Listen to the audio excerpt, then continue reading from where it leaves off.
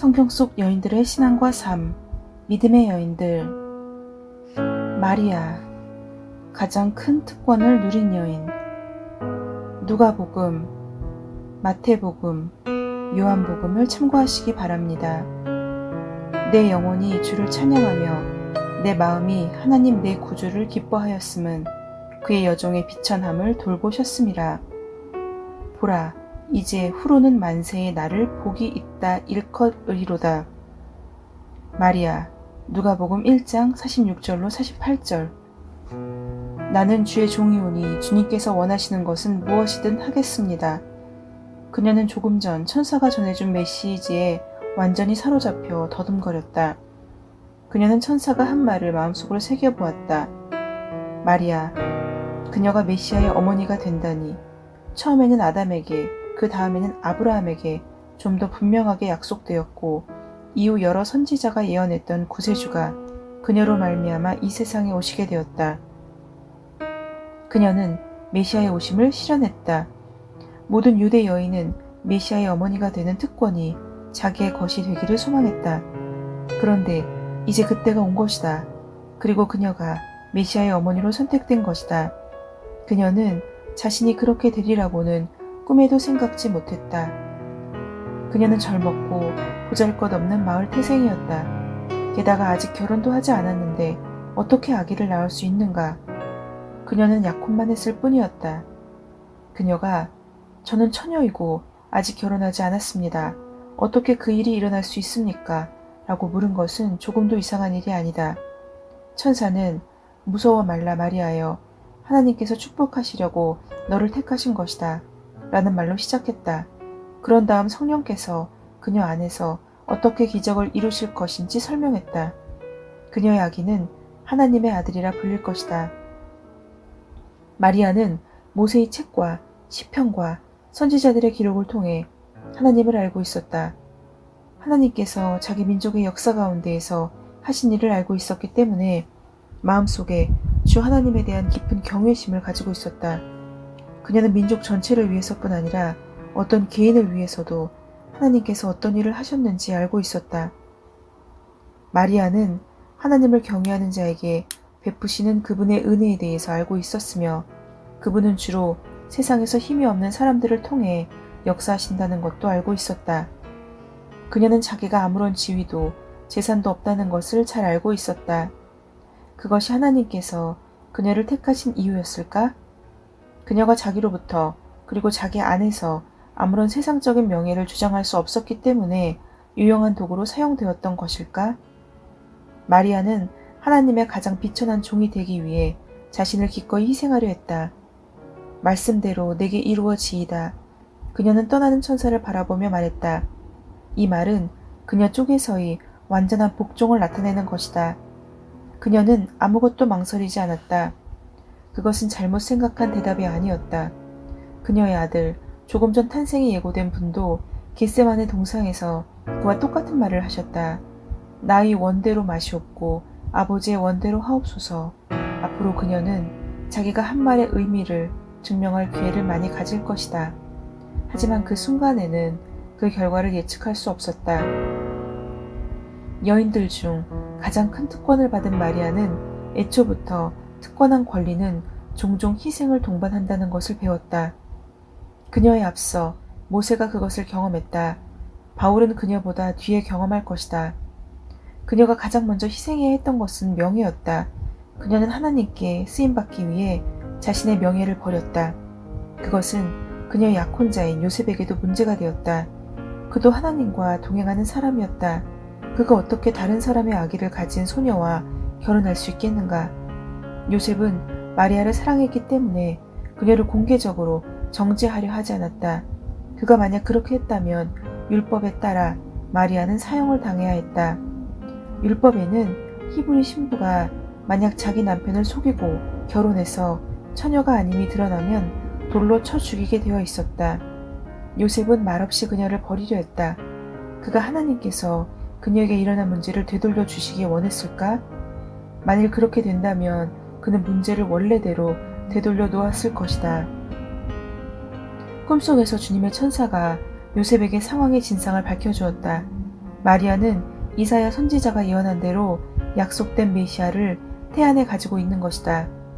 요셉도 지상에서 그 아이의 아버지가 되는 특권을 누리는 사람이 되었다. 즉 그 아이에게 예수라는 이름을 주어야 할 자가 된 것이다.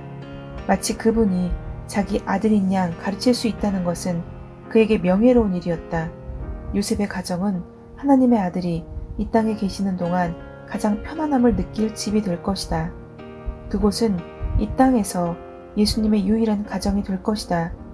결국 요셉은 마리아와 결혼했다. 그는 자기에게 내려진 명예와 개인적인 행복을 포기해야 했다. 주위 사람들로부터 순결을 의심받는 여인과 결혼했을 뿐 아니라 예수님께서 탄생하실 때까지 그녀와 동침하지 말아야 했기 때문이다. 요셉과 마리아는 예루살렘에 있는 성전 계단을 올라갔다. 그들은 아이와 함께 하나님께 드릴 비둘기 한 쌍을 가지고 갔다. 마리아는 지난 해에 일어난 사건들을 생각했다. 가브리엘 천사가 찾아온 뒤 얼마 후 그녀는 자기의 친척이자 그녀처럼 임신 중이었던 엘리사벳을 방문하기 위해 예루살렘에서 가까운 조그마한 마을에 다녀왔다.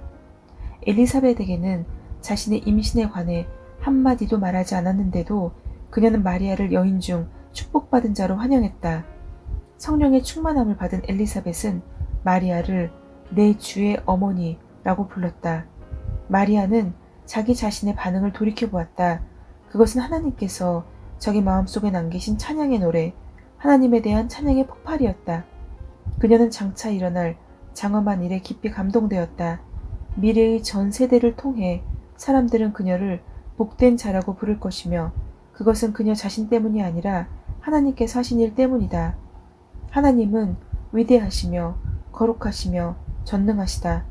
그녀에게는 그럴 자격이 없었다. 그녀는 감사와 찬양밖에 드릴 것이 없었다. 또한 태어날 아이는 그녀에게도 구세주가 되실 것이다. 그녀는 특권을 받았다고 느꼈지만 자신 역시 구세주가 필요한 죄인임을 깨달았다. 출산이 가까웠을 때 가이사 아구스도가 전국의 호적 조사를 명했다. 마리아와 요셉은 호적을 하기 위해 나사렛에서 그 두 사람의 조상인 다윗 왕의 고향 베들레헴으로 긴 여행을 했다. 그들이 예상했던 대로 여관마다 사람들이 꽉 차 있었다. 예루살렘에서 헤브론으로 가는 약대 상인들의 노정에 위치한 베들레헴은 매우 붐비는 도시였다. 그녀의 아기는 겨울에, 그것도 도시 외곽지대에 가축들이 누워있는 한 움막에서 태어났다. 그녀는 자기 아들이 이 땅에서의 첫날을 누울 침상도 없이 보내는 것이 슬펐다. 그녀와 요셉 단둘이 외롭게 있는 동안에 이적이 일어났다. 밤중에 밝은 빛이 낮보다 더 밝은 빛이 빛났다. 그리고 갑자기 천군 천사가 나타났다. 지극히 높은 곳에서는 하나님께 영광이요 땅에서는 기뻐하심을 입은 사람들 중에 평화로다. 그들은 이 세상의 구세주이신 하나님 아들의 탄생을 선포하며 노래했다. 천사들이 전하는 기쁜 소식을 받은 목자들이 말 구유로 찾아왔다. 그들은 햇빛에 얼굴이 그을린 가난한 사람들이었다. 나중에 동방으로부터 부유하고 학식이 있는 사람들이 찾아왔다. 그들은 황금과 몰약과 유양 등 값진 선물과 존경심을 가지고 긴 여행을 했다. 이렇게 그녀의 아들은 하나님에 의해 발표되었고 부유한 자와 가난한 자 모두에게 환영을 받았다. 그녀는 할 말을 잊고 조용히 앉아 있었다. 그녀의 마음은 그 모든 소중한 상황을 마음에 두었다. 그들이 아들을 데리고 성전으로 들어갔을 때 나이 많은 사람 하나가 가까이 와서 그들에게서 아이를 받았다. 그 노인은 오랫동안 메시아를 기다리고 있던 경건한 사람 시므온이었다. 주제여, 이제는 말씀하신 대로 종을 평안히 놓아주시는도다. 그들은 그가 하는 말을 듣고 매우 놀랐다. 그는 계속했다. 내 눈이 주의 구원을 보았사오니 이는 만민 앞에 예비하신 것이요 이방을 비추는 빛이요 주의 백성 이스라엘의 영광이니이다. 그 노인의 말은 성령의 인도하심을 받은 것이다. 요셉과 마리아는 자신들이 하나님의 아들을 품에 안고 있다는 사실에 대해 조금도 의심할 수 없었다. 시므온처럼 일생을 하나님의 임재하심 가운데 보낸 나이 많은 여선지자 안나 또한 그 아이가 약속된 메시아임을 알아보았다. 그리고 예루살렘의 구속이 눈앞에 있음을 사람들에게 전하기 위해 성을 떠났다. 시므온은 마리아에게 의미심장한 말을 했다. 보라, 이 아이는 이스라엘 중 많은 사람에게 배척을 받을 것이나 많은 사람에게 가장 큰 기쁨이 될 것이다. 사람들의 가장 깊은 마음의 생각이 드러날 것이고 칼이 내 마음을 찌르듯 하리라. 얼마 되지 않아 첫 번째 슬픔이 찾아왔다. 헤롯 왕은 유대 왕으로 태어난 아기를 죽이려고 베들레헴에 있는 2살 이하의 남자아이를 모두 죽이라고 했다. 요셉과 그의 가족은 하나님께 미리 경고를 받았기 때문에 피신했다. 식량과 물이 거의 없는 황량한 네게부 사막을 거쳐 긴 여행을 해야 했다. 마리아는 자기 아들 때문에 많은 어린아이들이 살해당하고 있다는 사실 때문에 애굽으로 가는 이 여행이 더욱 힘들었다. 그녀는 마음속으로 무자비하게 살해되고 있는 죄 없는 아이들의 울음소리를 듣고 있었다. 어머니가 된 그녀는 그러한 아이들의 어머니가 당하는 고통을 쉽게 이해할 수 있었다. 하나님의 아들의 어머니는 큰 기쁨에 많은 눈물이 섞여 있다는 것을 조금씩 발견하고 있었다. 10년이 흘러 예루살렘은 더 붐비고 복잡했다. 전 가족이 성지에서 유월절을 기념하고 제사로 주 하나님께 영광을 돌리려고 그곳으로 모였다. 유월절은 이때가 되어야만 만나볼 수 있는 옛 친구들과 함께 주님께 예배드릴 수 있는 즐거운 절기였다. 많은 가족이 모이기 때문에 아이들도 굉장히 많았다. 어른들도 그동안 만나지 못했던 멀리 사는 친척들, 친구들과 함께 좋은 시간을 보내고 있었다. 그들은 거리를 걸으며 서로 큰 소리로 이야기했다. 아이들은 모여서 춤을 추고 까불어대며 어린 참새떼처럼 조잘거렸다. 그렇게 많은 사람들 틈에서는 아이들이 말도 안 하고 어디론가 사라져 눈에 띄지 않는 일이 잦았다. 그러면 부모들은 아이들이 어딘가 다른 사람들 틈에 끼어 있겠지 생각하곤 했다. 요셉과 마리아도 바쁘고 피곤한 하루가 끝나고 집을 향해 갈 때야 비로소 예수님께서 그들과 함께 있지 않다는 것을 발견했다. 그는 아무 곳에도 없었다. 결국 무거운 마음으로 예수님을 찾기 위해 다시 예루살렘으로 돌아갔다. 모든 곳을 다 찾아다녔지만 허사였다. 사흘을 찾아다닌 끝에 드디어 성전에 계신 것을 발견했다. 놀랍게도 어린 예수님은 학식 높은 랍비들 사이에 앉아 있었다. 그들의 말을 듣고만 있는 것이 아니라 그들에게 질문도 했다.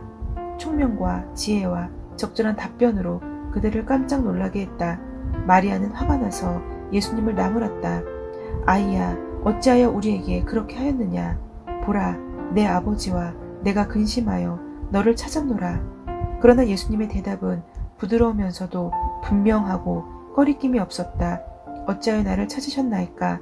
내가 내 아버지 집에 있어야 될 줄을 알지 못하셨나이까?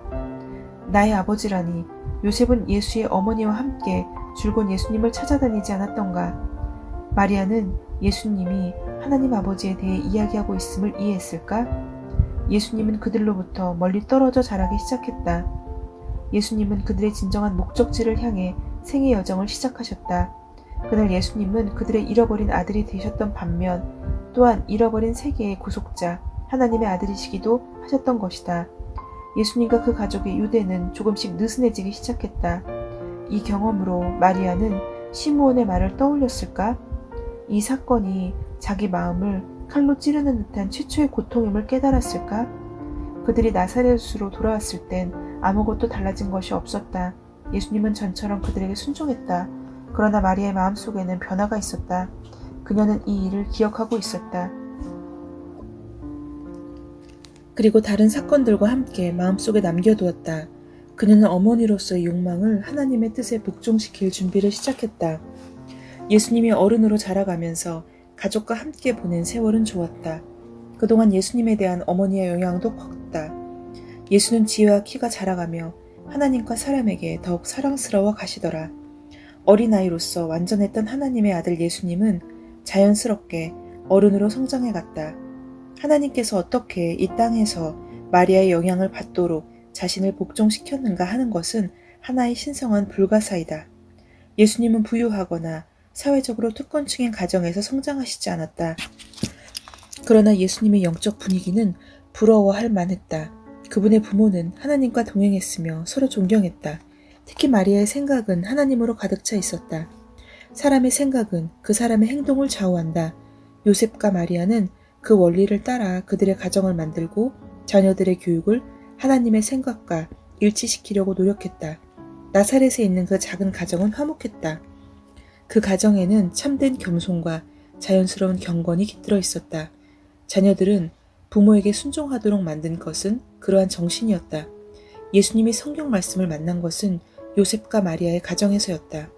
하나님의 말씀을 사모하는 그의 어머니는 아들에게 본보기가 되었다. 이후 18년 동안 예수님은 그 부모의 가정에서 살았다. 예수님 말고도 많은 아이들이 태어났다.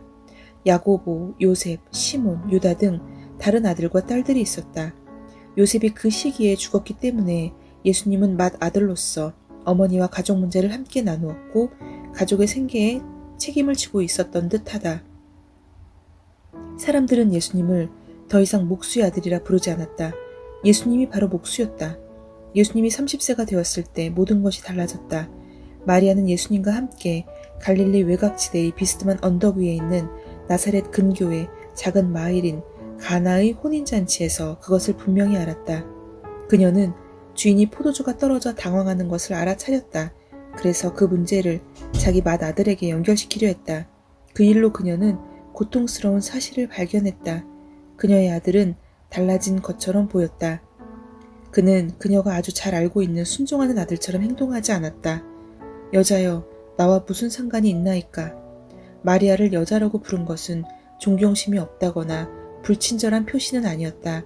히브리 여인들은 그렇게 불리곤 했다. 하지만 그것은 예수님과 어머니 사이에 있는 분명한 거리감을 나타냈다. 전에도 그가 나를 그런 태도로 대했었나? 그녀는 생각해 보았다. 그리고 성전에서 있었던 일을 기억했다. 그때 예수님은 그녀의 아들이었지만 그녀의 명령 하나하나에 모두 순종할 수 없음을 지금과 똑같은 태도로 나타냈었다. 예수님께서는 따라야 할 더 높은 명령이 있었다. 마리아는 까다로운 사람이 아니었다. 혹 마음에 불편했을지라도 그것을 나타내지 않았을 것이다. 너희에게 무슨 말씀을 하시든지 그대로 하라. 그녀는 그가 하나님이시며 이적을 행하실 수 있음을 알고 하인들에게 그렇게 말했다. 그녀는 기꺼이 보조자의 위치에 있는 듯 보였다. 그녀는 이미 예수께서 언젠가 하나님을 섬기는 일에 가장 우선권을 두어야 한다고 가르치실 것을 이해했던 것일까? 사역이 시작되자 예수님은 영구히 마리아를 떠났다. 그때부터 예수님은 마리아의 아들이 아니라 전국을 두루 다니시며 말씀을 전하기 시작한 나사렛 예수였으며 하나님의 아들로 두루 다니며 선을 행하셨다. 마리아는 뒤로 물러나는 것을 배웠지만 고통이 없지는 않았다. 그녀는 점점 더 자기 삶에서 날카로운 칼로 찌르는 듯한 아픔을 경험했지만 그러한 슬픔까지도 하나님의 은혜에 묶여 있음을 깨달았다. 그녀에게 남아있는 일이란 계속해서 자신을 하나님께서 쓰실 수 있도록 만드는 것이었다. 예수께서 병든 자를 고치고 복음을 전파하면서 전역을 다니실 때에 그 분에 대한 마리아의 믿음이 성장할 기회를 만났다. 그녀의 다른 아들들이 예수님을 믿지 않는 것과 나사렛 사람들이 예수님을 받아들이지 않는 사실은 그녀에게 분명 고통스러운 일이었다. 예수님은 그녀와 그녀의 아들들이 예수님과 이야기하려고 할 때 고통스럽게도 그 사실을 분명히 하셨다. 누가 그분에게 보소서 당신의 어머니와 동생들이 당신께 말하려고 밖에 서 있나이다 라고 말했을 때 누가 내 어머니이며 내 동생들이냐 라고 답변하셨다. 그러고 나서 제자들을 향해 이렇게 덧붙이셨다. 나의 어머니와 나의 동생들을 보라. 누구든지 하늘에 계신 내 아버지의 뜻대로 하는 자가 내 형제요, 자매요, 어머니니라. 예수님과 매일 함께 지내며 따르는 사람들이 그녀와 동등해졌다. 더 이상 혈연 관계로 유지되는 것이 아니라 하나님에 대한 믿음을 나눈 관계가 맺어졌다. 그녀의 아들이 범죄자처럼 매달려 있는 십자가 밑에 섰을 때 그 칼은 가장 날카롭게 그녀의 마음을 찔렀다. 여기서 마리아의 고통은 절정에 이르렀다. 그녀는 그것을 무시하거나 쉽게 만들려고 애쓰지 않았다. 예수님과 같이 그녀도 고난의 쓴잔을 마지막 한 방울까지 마셨다. 그녀는 예수님의 마지막 움직임까지 지켜보았다. 예수님의 고통을 보았으며 예수님이 조롱당하고 비웃음 받는 소리를 들었다. 해가 쨍쨍 내리쬐는 가운데 시간은 서서히 흘렀고 가장 사랑하는 아들은 아무도 견딜 수 없는 고난을 겪고 있었다. 마리아는 십자가 밑에 서서 예수님과 함께 고난을 당했다. 그것은 모성애의 일부였다. 말씀대로 내게 이루어지이다. 이 말이 그녀의 마음속에서 메아리치고 있었다. 오직 자기 자신이 완전히 주님께 쓰이기 원하는 마음으로 참아냈다. 그녀가 어떻게 느끼는지는 2차적인 문제였다. 예수님은 마리아를 보셨다. 그리고 죽음의 고통 중에도 그녀를 돌보는 일을 잊지 않으셨다. 여자여 보소서, 아들이니이다. 그녀는 예수께서 하시는 말씀을 들었다. 그런 다음 예수님은 이 땅에서 가장 사랑하던 자 요한에게 말씀하셨다. 보라, 내 어머니라. 예수님은 요한이 어머니를 잘 돌보게 해놓으시고 지상을 떠나셨다. 이 땅에서 예수님과 가장 가까웠던 남자와 여자는 예수께서 가신 뒤 서로 가장 잘 이해하고 도울 수 있었을 것이다. 그때부터 마리아는 요한의 집에 살았다. 십자가 밑이 마리아가 성경에서 마지막으로 등장하는 곳은 아니었다. 그녀는 그리스도께서 승천하신 뒤 다른 여인들과 그녀의 다른 아들들 그리고 예수님의 제자들과 함께 다시 등장한다. 예루살렘에 있는 다락방에서 마리아는 다른 사람들처럼 한마음으로 기도에만 힘썼다. 자기 아들을 잃어버렸지만 그녀는 자기의 개인적인 손실에 집착하지 않고 예수님에 대한 자신의 사명을 받아들였다. 모든 여인 중 가장 복되고 큰 특권을 부여받았던 그리고 그 이름이 가장 크게 영광받았던 여인 마리아는 새롭게 하나님께 헌신했다. 다시 한번 그녀는 아무 주장도 하지 않았다. 눈에 띄지 않게 그녀는 다른 사람들 사이에 자리 잡고 있었다. 개인적인 관심을 초월해서 하나님의 영광을 위해 전적으로 헌신할 수 있음을 알고 있었다. 그 결과 마리아는 점점 더 성숙한 여인이 되었다. 지난 30년 동안 그녀는 미지의 행복, 그 정상에 도달해 있었다. 동시에 다른 여인이 결코 경험해보지 못했고 당해보지도 못한 마음의 깊은 슬픔을 경험했다. 그러나 하나님에 대한 그녀의 태도는 변함이 없었다. 그녀는 메시아의 잉태를 알릴 때 스스로 말한 그대로 행하였다는 것을 자기 삶으로 증명했다. 주의 여정이오니 말씀대로 내게 이루어지이다. 아멘. 마리아는 상황에 관계없이 하나님의 선하심을 믿고 그분의 뜻을 신뢰했습니다. 반면 우리는 너무도 자주 하나님에 대한 우리의 생각을 상황에 따라 결정합니다. 우리가 상황에 관계없이 하나님의 성품과 약속을 굳게 붙들도록 도와줄 성경 구절은 무엇일까요? 저의 경우에는 창세기 1장 26절로 28절의 말씀입니다. 하나님이 이르시되 우리의 형상을 따라 우리의 모양대로 우리가 사람을 만들고 그들로 바다의 물고기와 하늘의 새와 가축과 온 땅과 땅에 기는 모든 것을 다스리게 하자 하시고 하나님이 자기 형상 곧 하나님의 형상대로 사람을 창조하시되 남자와 여자를 창조하시고 하나님이 그들에게 복을 주시며 하나님이 그들에게 이르시되 생육하고 번성하여 땅에 충만하라 땅을 정복하라 바다의 물고기와 하늘의 새와 땅에 움직이는 모든 생물을 다스리라 하시니라. 하나님께서는 이미 창세 전부터 우리에게 생육하고 번성하고 충만하고 정복하고 다스리라 이렇게 말씀하십니다. 이러한 하나님의 성품과 또 약속을 우리가 믿고 이 세상을 다스리는 자로 이미 우리를 만드셨으니 그럴 수 있다고 믿고 또 그렇게 행하는 자가 돼야 하겠습니다. 오늘도 주님 안에서 승리하는 하루 되시기 바랍니다. 샬롬.